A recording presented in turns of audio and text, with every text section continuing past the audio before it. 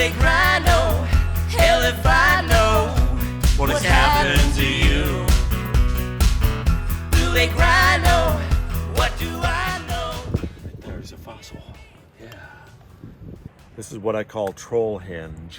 My name is Ray Troll. I'm an artist, and this is the town of Ketchikan. This is where I live. My good buddy Hall is filming. Hall, let's look out there. There's the town of Ketchikan. And 13,000 people, 175 inches of rain last year. There's Gravina Island over there. And the sun is actually out today, which is really incredible. But this is our house. It's where Michelle and I and our two kids, Patrick and Karina, grew up in this house. They're down in Seattle and Portland areas now. Hi, hey, you were back there, but now you're over here. So we're coming down the stairs from my house, and I'm wearing a friend's nerdy t-shirt here, but I also wanted to point out that over the years I've been piling up common fossils that I've found here in Southeast Alaska. Like these are from a nearby island. This is actually Paleozoic coral, beautiful Paleozoic coral, Devonian aged, and from a nearby island. Coral fingers, there's more coral there. Here's a beautiful ammonite. This is actually from Morocco. Actually Madagascar, that one is. But that's a common fossil. Anyways, if you look over there, that's the studio. So this is my commute. I go from the house to the studio. There's nothing digital out here too. This is the analog studio. I keep the computer stuff in the house. Coming to Ray Troll's studio. 1995. God, it's 25 years old, 26 years old this year. Then what I like to point out too, there's a ratfish up here. Here's some caribou antlers from up north in Alaska. We put these on the van that Kirk and I drove up the Hall Road. And so this was the Vanaboo antlers.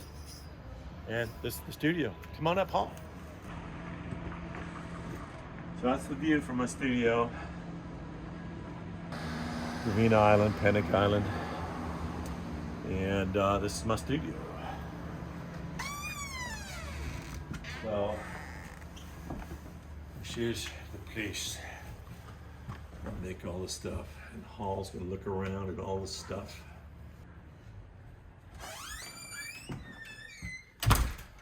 Dinosaurs. I'm a grown man who still loves dinosaurs. I'm buying dinosaur toys and many fossils. There's lots more fossils here along the windowsill. Actually, when I designed the studio, I wanted big windowsills for all the crap. Here are a bunch of, these are fossil casts. This is a fish from Kansas. It's a life-size cast. This is a cast. It's actually a 3D print of a saber-tooth salmon. Check out the sabers. I like to call it a spike-tooth salmon now. One of the things when I worked on my book, Sharkabat, when I was looking for a copy, you can't find that, but I actually borrowed fish from the University of Washington collection. And so I've got fish, horrible fish, in jars. Ooh, there it is. There's a ratfish in there. I could pull that out, but it's kind of horrible. It's a male ratfish. Yeah, because ratfish rule, right, Hall? That's right. Ratfish rule. Let's just look at why we're really here, and we'll turn on a light over here. So this is where I do my work, and right now I'm working on a couple of drawings here, and I'm trying to figure out what this beast looked like in life. And so here it is. I'll put a black sock in the eye socket so I can see the eye better, but this is what's called a thalattosaur. And this is an unnamed species and genus from Oregon. And a thalattosaur is a marine reptile, marine reptiles that flourished in the Triassic period, just as the dinosaurs were beginning to take off in the world. And there was this fossil site in Eastern Oregon found by Greg Carr and his daughter. And Greg Carr is a private collector. He's working with the University of Oregon Museum. and Oregon Museum of Science and Industry. But this is one of the first drawings done of this animal, and you can see I'm trying to figure it out. So here you can see, and look at this wicked snout. See the wicked snout.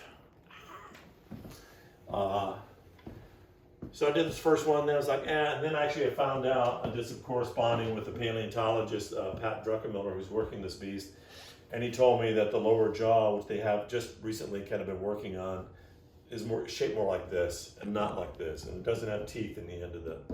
So this is the kind of stuff I do, and what I'm doing is I'm drawing this on black paper with Neocolor crayons and color pencils.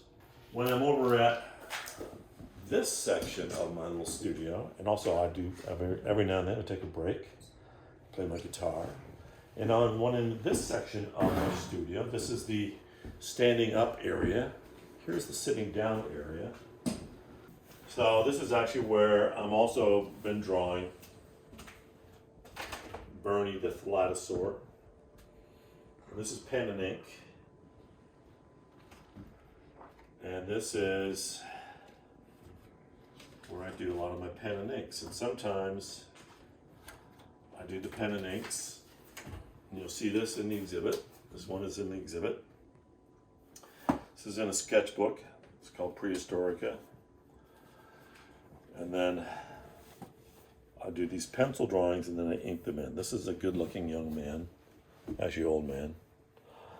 And this was for the book, Cruising the Fossil Coastline with Dr. Kirk Johnson. So this is, there's the Ray page, and let's see, there's the Kirk page. And here you can see his pen and ink. Then I scan this, and like I said, this is totally analog here, so I only do pen and ink and color pencil and paint out here, but then I scan this and I take it into the house, and that's the house over there, and that's where I do digital color, or I work with a colorist by the name of Grace Freeman, and sometimes Memo Haragi, and then we color these things. So here's the spike-tooth salmon studies. So there's a lot of stuff in here, and I'm trying to keep this all prehistoric stuff in this. Ooh, there's a sucker born every day. Get it? But here's the thalattosaur that I'm drawing over there.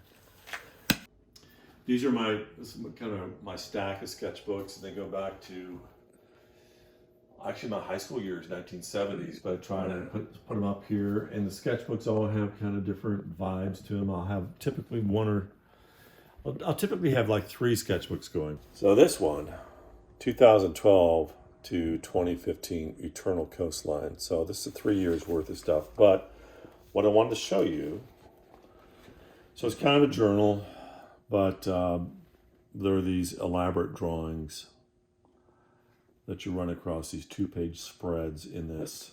There's one there. And these ended up being major pieces that are in the exhibit. And so here's the Vanaboo, and here's the antlers that you saw out there. So these are 2-page spreads, pencil drawings that I ink them in, and then I scan them, and then Grace colored a lot of them. Actually Grace colored this one. So these 2-page spreads are in the exhibit. There's one other thing I want to show you. Here's color pencils. Try to sort them by colors and keep the blues over here, the greens over there, the reds there. Because I have so many, it's crazy. I wanted to show you this.